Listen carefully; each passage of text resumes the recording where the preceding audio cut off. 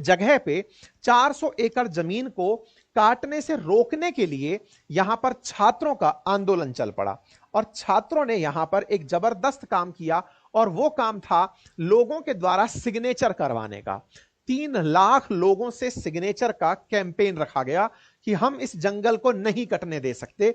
ये university campus ही नहीं अपितु हैदराबाद के लिए भी जरूरी है।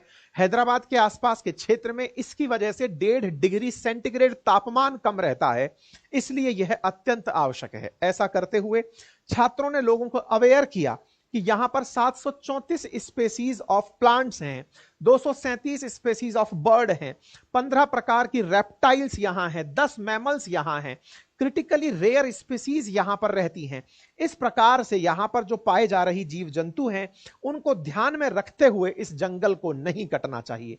ये तमाम प्रकार की प्रजातियां यहां पर पाई जाती हैं। देखिए साथियों, जब जंगल होगा तो वहां पर सरीसृप भी होंगे, तो वहां पक्षी भी होंगे, तो विभिन्न प्रकार के पौधे भी होंगे। लेकिन ये जो गणना आप यहां देख रहे हैं ये अगेन किसी बढ़िया अकेडमिशियंस के द्वारा एकत्र किए डेटा की तरह है। यूनिवर्सिटी के अंदर बॉटनी डिपार्टमेंट भी होता है और वो डिपार्टमेंट पूरी तरह से इन चीजों की जानकारी, क्योंकि बहुत सी रिसर्च उन्हीं के जंगल में कंप्लीट हुई होती है, तो ये सारा डेटा लोगों के सामने खुलकर आ गया कि यहां पर ऐसी चीजें हैं। और ऐसे में एक जानकारी और निकल कर आई और वो ये कि इस जंगल में एक 2.5 बिलियन साल पुरानी मशरूम रॉक है। मशरूम रॉक बोले तो एक ऐसी रॉक है जिस रॉक को हवाओं के द्वारा इस तरह से घिस घिसाकर बना दिया गया है कि वो मशरूम जैसी दिख रही है। तो इस प्रकार की टोपोग्राफी यहां पर उपलब्ध है। अर्थात एकेडमिशियंस को अपने अध्ययन के लिए उपयुक्त जो जगह चाहिए वो यहां पर है, और शहर को अपने जीवन यापन के लिए अगर बारिश का पानी आए तो उसको सोखने के लिए कोई जगह चाहिए वो यहां है। प्योर हवा अगर हैदराबाद को चाहिए तो उसके लिए प्लांट यहां है। यहां पर ग्रीनरी है जो साउंड को कर्टेल करती है। तापमान को 1.5 डिग्री सेंटीग्रेड तक कम करने वाला जंगल यहां पर है।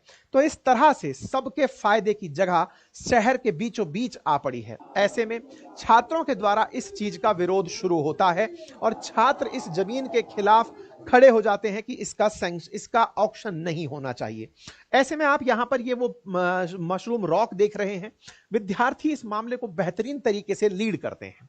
इस मामले को लेकर ये पहुंच जाते हैं हाई कोर्ट। तेलंगाना हाईकोर्ट में यह मामला 24 मार्च को पहुंचता है। बवाल कहां से होता है अब वो सुनो साथियों। क्या हुआ, 24 मार्च 2025 को लेकर के छात्र इस मुद्दे को पहुंचते हैं और पहुंचकर कोर्ट के सामने कहते हैं कि सर देखो ये मसला है, यहां इतने पेड़ हैं, इस तरह की व्यवस्था है, शहर के बीचों बीच है, कल को आप लोगों के लिए भी फायदे की चीज होगी, इसे मत कटवाइए, इस जगह का नुकसान मत होने दीजिए। तेलंगाना हाईकोर्ट इस मामले में सुनवाई की तारीख देती है 7 अप्रैल। सारा की सारा बवाल बस इसी बात पर है। 24 मार्च को गए होते हैं, अगली सुनवाई का तारीख 7 अप्रैल दिया जाता है। यानी कि सरकार से कह दिया जाता है कि आप 24 मार्च से 7 अप्रैल के बीच में कुछ भी कटिंग वटिंग नहीं करेंगे। हो गया साहब सारी बातें। इस बीच में जो छात्र हैं वो ईद की छुट्टी और वीकेंड पर घर चले जाते हैं, क्योंकि अभी 29, 30, 31 के आसपास अगर आपने देखा हो तो एक लॉन्ग वीकेंड आया था। छात्र अपने अपने घरों को चले जाते हैं। सरकार की तरफ से अब ये आश्वस्त हो जाते हैं कि हाईकोर्ट के खिलाफ तो सरकार क्या ही जाएगी, लेकिन जब सरकार ही गुंडों की तरह बिहेव करने लगे, अक्सर ऐसा होता है कि जब त्योहार से अगला दिन हो या चुनाव के बाद का दिन हो, जब पुलिस छुट्टी पर जाती है तो अपराधियों द्वारा सबसे अधिक अतिक्रमण किया जाता है। मेरा अपना पुलिस प्रशासन का जो अनुभव है उसमें यह देखा गया है कि जब पुलिस थोड़े देर के लिए भी हटती है तो अपराधियों को ऐसा लगता है कि वो खुली जन्नत में आ गए हैं और वो अपने अपराध को और अतिक्रमण को बढ़ाने के लिए निकल पड़ते हैं। ऐसा ही हाल यहां पर हुआ। सरकार ने कुछ ऐसा किया जिसकी अपेक्षा सरकार से नहीं की जा सकती थी। हुआ क्या साथियों, हुआ ये कि जैसे ही ये स्टेटमेंट आया, 30 तारीख की रात को सरकार ने बुलडोजर्स को जंगल में भेज दिया। और जब सरकार के द्वारा बुलडोजर्स को जंगल में रात को भेजा गया, उस समय छात्र नहीं थे, ये कहिए तो जंगल के रखवाले वहां नहीं थे।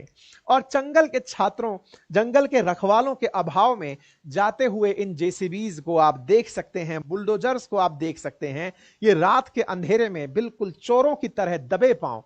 क्या प्रशासन को आपने इतनी रात में काम करते जाते देखा है? ये शर्मनाक स्थिति पैदा होती है। ये ऐसी स्थिति पैदा होती है जैसे देखकर लगता है कि क्या प्रशासन इतना संवेदनहीन हो चुका है। जिसे और कुछ नहीं तो पक्षियों के प्रति भी संवेदना और सांत्वना खत्म हो चुकी है?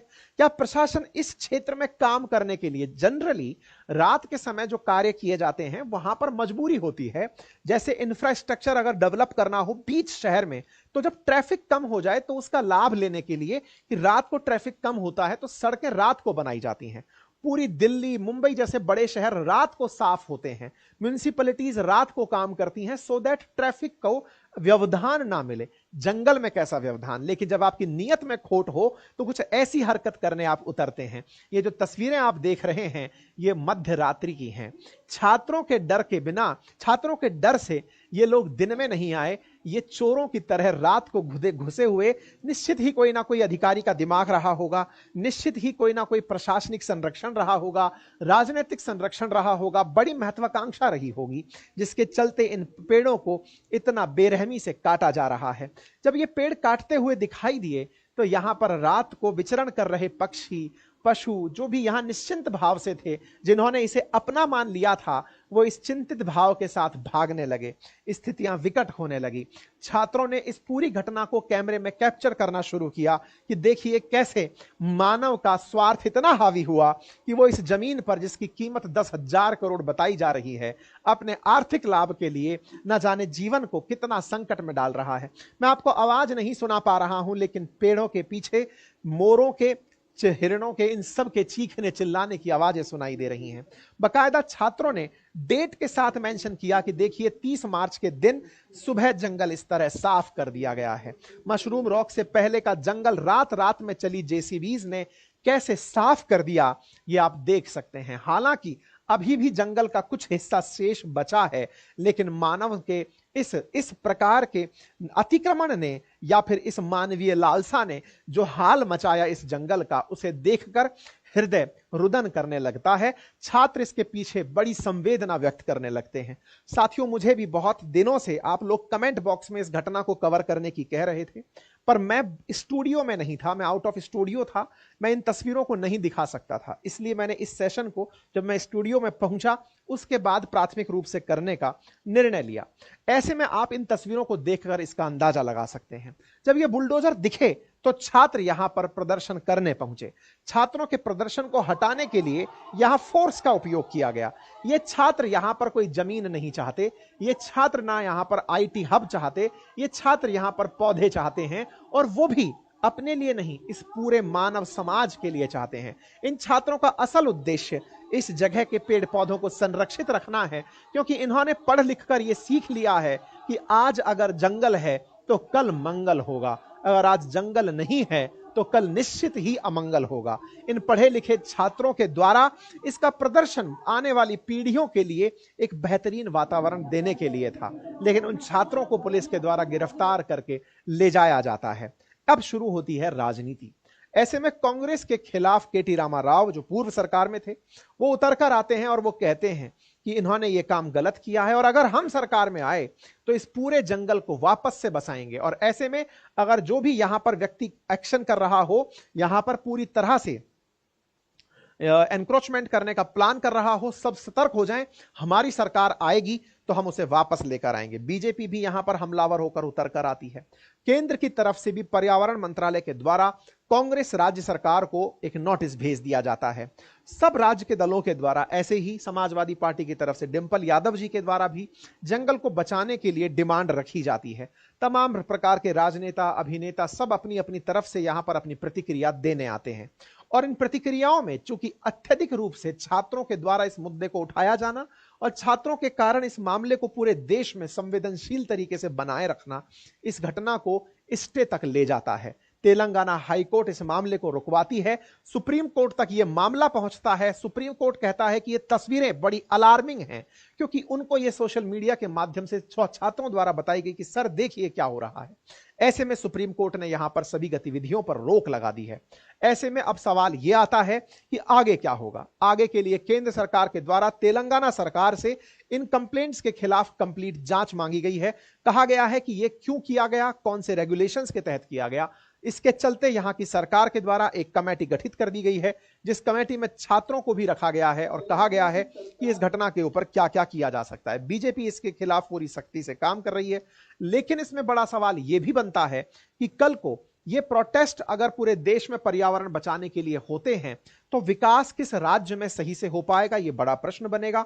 दूसरी बात जो बनती है वो ये कि जब ये बीजेपी शासित राज्यों में होगा तो ऐसे में सत्तारूढ़ केंद्र सरकार जो है वो इस बात को किस तरह से लेगी। प्रश्न सबसे हैं, लेकिन अंततोगत्वा सबके सब प्रश्न इंसान की बेहतरी के लिए सवाल कर रहे हैं। फिलहाल के लिए इतना ही। आप इस विषय पर क्या सोचते हैं, अपनी राय कमेंट बॉक्स में जरूर रखें। अगर आपको जानकारी पसंद आई हो तो साथियों से इसे साझा करना बिल्कुल ना भूलें। साथियों, परसों यानी बुधवार के दिन सुबह 11 बजे हमारे इतिहास का पहला लेक्चर YouTube पर होने जा रहा है। आप अधिक से अधिक संख्या में उसे पहुंचकर ज्वाइन करें। हिस्ट्री का पहला सेशन, बेहतरीन क्लास सुबह 11 बजे अपनी पाठशाला पर आप सबके लिए। History, geography, polity, economy complete batch आपके लिए जीएस फाउंडेशन का हमारे एप्लीकेशन पर उपलब्ध है, आप जाकर उसे ज्वाइन कर सकते हैं। हमारा हिस्ट्री का डे 1 से बैच शुरू हो रहा है, आप उसे ज्वाइन कर सकते हैं। हमारे हैंड रिटन नोट्स आपके लिए उपलब्ध हैं, उन्हें आप घर बैठे मंगा सकते हैं। हमारी टीम पूरी तरह प्रयास में है कि आने वाले समय में आपको डिफरेंट एग्जामिनेशंस के लिए बेहतरीन हैंड रिटन नोट्स, टॉपर्स के नोट्स उपलब्ध करवाए जाएं। आप अगर चाहते हैं तो अपनी राय कमेंट बॉक्स में जरूर बताएं कि आप कौन से एग्जाम के हैंड रिटन नोट्स, टॉपर्स के नोट्स चाहते हैं जो आपके घर तक डिलीवर हो पाए। Thank you so much.